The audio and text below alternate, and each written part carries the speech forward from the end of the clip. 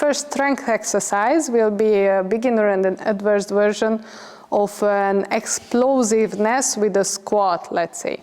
How you go into a squat? You have a shoulder width distance between the feet, shoulder hip width, which is more comfortable. You put the weight to one leg, you squeeze your glutes, and when you squeeze the glutes, the feet usually rotates at the outer angle. So that is the angle for the feet, which would be comfortable for the hip and the leg. Then you keep that feet on the ground in that position, you push the weight onto that leg, you squeeze the glutes on the other side, that rotates the feet, and you put it down on the ground. Okay, so you have the distance, you have the angle of the feet. You go down in a squat, how you would do normally. If the knee goes a little bit over the toes, it's perfectly fine. You don't need to worry that much about it. Just have a nice and comfortable movement with the hip, okay? And try to aim the weight at the middle part of the feet. You go down, and from here, when you come up, you go up to your toes. That's the only movement, okay? We're gonna repeat this 10 times. You go down, and as you come up to your toes. Add the arms upwards, like it giving you a little bit of momentum to go up on your toes. Down, up, down, up, down, up. For the advanced version, the only difference is we're going to jump actually up. That's why we are moving with the arms in the same angle. You go down, and from here, with one momentum, go up. Okay, you go down, up, down, up, down, up. The next exercise. We put the arms to the front. There are two beginner versions depending on your fitness level. You can do it in all fours and lifting the legs on the side. Or you can go in a plank and then bringing the leg to the side. Find which one is better for you. What we're gonna do, if you stay in all fours position, you basically do a fire hydrant, okay? It's perfectly enough for this exercise. The wrist and the elbow is below the shoulder. The knee is below the hip. And you try to keep a neutral spine, which means that you don't fall back down towards the ground. You don't let the head hang. You try to keep a neutral spine. Again, someone is pulling the top of the head. If you imagine you have a double chin, that's also perfect. You have a double chin. Okay, so we're gonna do 10 repetitions per side with lifting the left leg first. Here. 2, 3, 4, 5, 6, 7, 8, 9, 10. We go to the other side.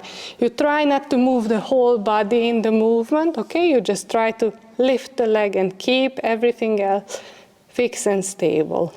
3, 4, 5, 6, 7, 8, 9, 10.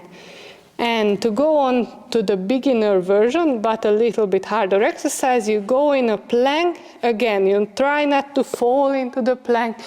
If you have rather a curve at the back, it's better than to let the lower back fall to the ground, okay? So if you imagine, you try to squeeze the glutes, engage the lower abs, and hold rather a curved position than lumbar lordosis.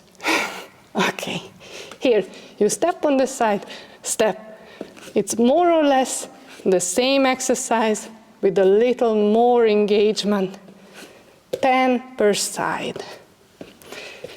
The advanced version will be with jumps. We jump to the side, okay?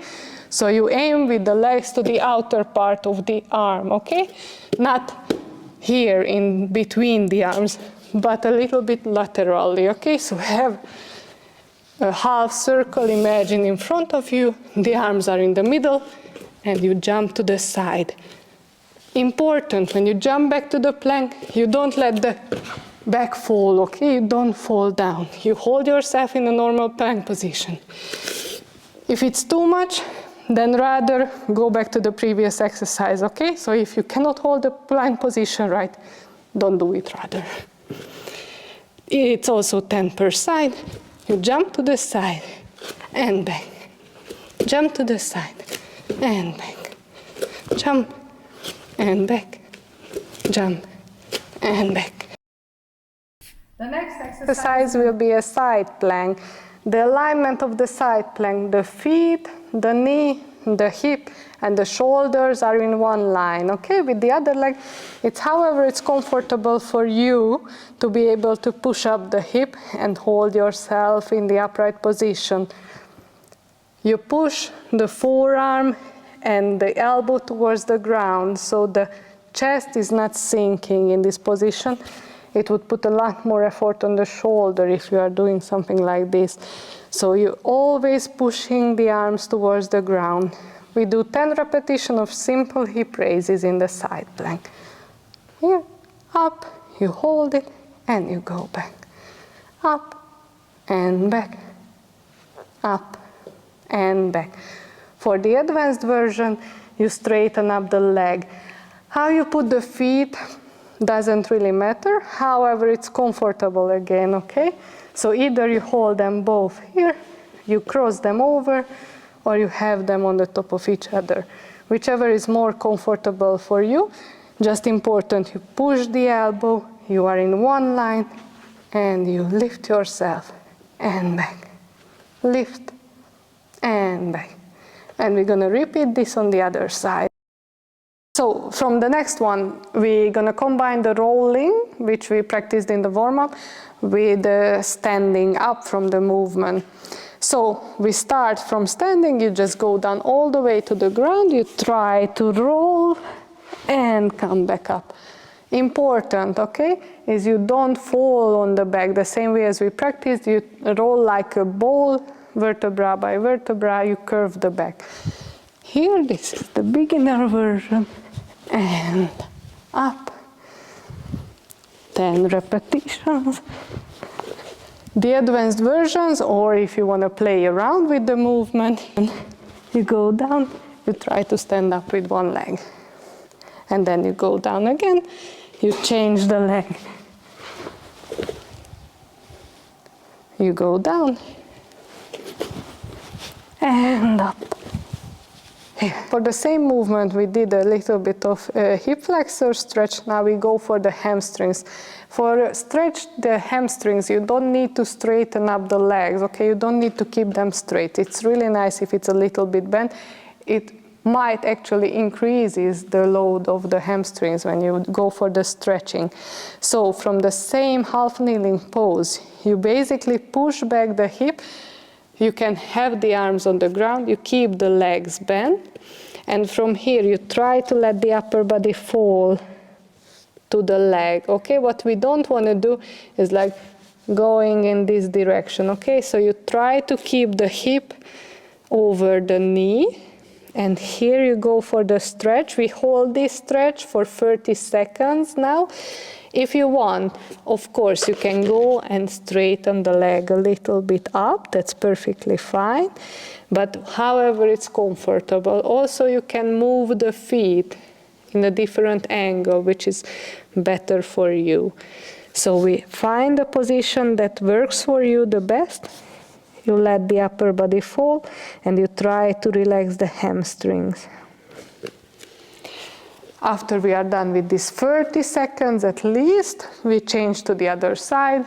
We use the same principles and we stretch on the other side. For this one, we cross the leg over each other. You hold onto the arms, you try to push the body sideways and pull the arms with all of the stretches. Basically, it's wherever your body leads you to. If you feel like doing a little bit of bounces, pulling a little bit more with the arms, do so. If you feel like pushing the hip a little bit more, do so. If you don't want to lift the arms up, do so, okay? Wherever your body leads you, try to listen and focus what feels good for you at the moment. We hold it here, we change to the other side, and we hold to the other side as well. Try to hold on each side for 30 seconds. And then you relax the arms, you stand back. And then maybe for the last one it will be again like just seated. So there will be 4 versions of the forward bend. The first one, these are all going to reflect a little bit the melting stretch. You relax the feet on the ground, and in the first version, you just curve the back and let the upper body fall to the front. However, it's comfortable for you. You don't need to hold the legs. You have them relaxed. Mine are going in this direction when I'm here, and I let the upper body just fold and try to hold it here for 30 seconds. Let the gravity pull you down. Don't force any movement, let the gravity pull you down. Within the same forward fold, another version is, if you want to add a little bit more of a muscle activation, you're going to hold on to the feet, you're going to hold on to the leg wherever you reach it. With this movement, it's not like just curving the upper back, you have a forward bend from the hip already. You hold it here, this will be much more active. Wherever you can have the hands, you hold it there, and you try to relax. Exhale, and bend a little bit more forward. So you see my back is not in this curved position as it was before, but it's more straight. If it's too much, the load on the leg, you can bend it, and then go here. This is also perfectly fine. So we do the same with the wide stance. Feel free to leave the leg in a distance where it's comfortable. And first we go to let the upper body hang to the front. We hold this for around 30 seconds and you let the gravity pull you again. If you want to add a little bit more to this movement, you start to bend the whole upper back and go as far as you can towards the ground.